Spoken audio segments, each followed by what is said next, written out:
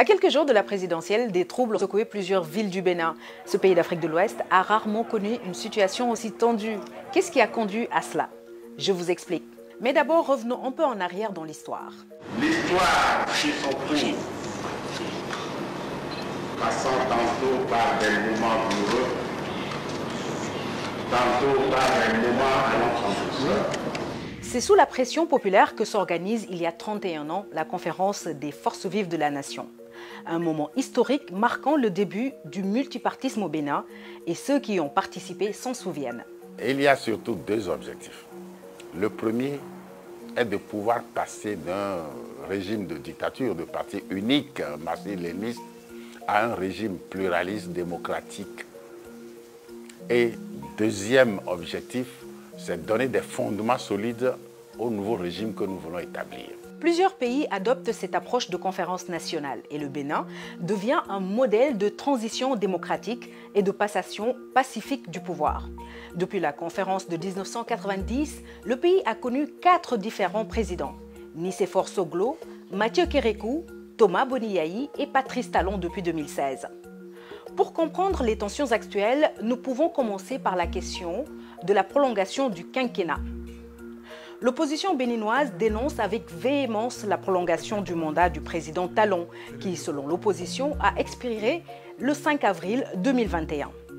Patrice Talon, qui promettait de ne faire qu'un quinquennat, se retrouve donc avec une rallonge de 50 jours. Suffisant pour que l'opposition appelle les populations à descendre dans les rues. Pourtant, le camp du pouvoir s'appuie sur la révision de la Constitution en 2019, induisant une modification du calendrier électoral pour justifier le maintien du président à son poste pour 1 mois et demi. Ce changement vise à favoriser l'alignement des mandats, mais divise le pays. Une autre question qui crée des tensions est celle du verrouillage présumé du processus électoral.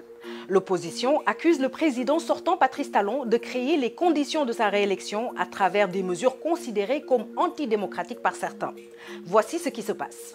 La révision constitutionnelle de 2019 institue le parrainage et pour être candidat, il faut obtenir le parrainage d'au moins 10% au total des députés et des maires, soit 16 parrainages. Mais les 159 élus appartiennent en majorité au camp du pouvoir. Il n'y a que 6 maires qui sont de l'opposition. Face à de telles conditions, les principales figures de l'opposition béninoise, dont certains sont en exil, ont vu leur candidature recalée. Ce qui fait que, lors de la présidentielle de dimanche, les électeurs béninois auront le choix entre Patrice Talon, Alassane Soumanou et Corentin Kohoué, 2 figures politiques peu connues dans le pays. Recalés par la commission électorale, 8 candidats de l'opposition avaient déposé un recours devant la Cour constitutionnelle sans succès. En 5 ans, les soi-disant réformes politiques du président Talon ont mis à sac l'héritage de la conférence nationale. Le Bénin ne sait plus organiser d'élections. Sous le président Talon, nous aurons donc 3 élections. Les 2 premières ont été vendangées. La première élection législative, pas d'opposants. L'élection communale, pas d'opposants. L'élection présidentielle, pas d'opposants. Ce n'est pas l'avis du gouvernement. L'opposition est largement représentée par 2 duos de candidats. C'est la preuve que nul n'est exclu de cette élection. Parce que ce qu'il faut, ce n'est pas que tous les Béninois soient candidats à une élection pour qu'elle soit représentative. Dès lors que nous avons la mouvance et l'opposition doublement représentées, l'élection est complète et le système démocratique est en marche. Passons à la 3e question, celle des poursuites judiciaires contre des membres de l'opposition.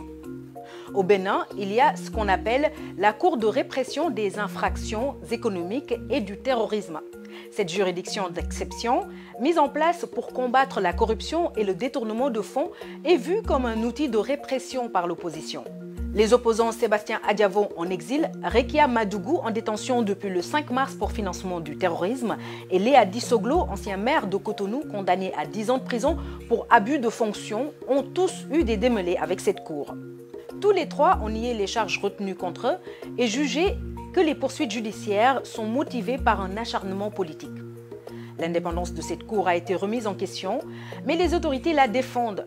Le porte-parole du gouvernement béninois a dit à la BBC que la cour agit dans l'intérêt de prévenir et de décourager tout acte de violence ou d'appel à l'incivisme. Il nie toute accusation de chasse aux opposants. Et voilà.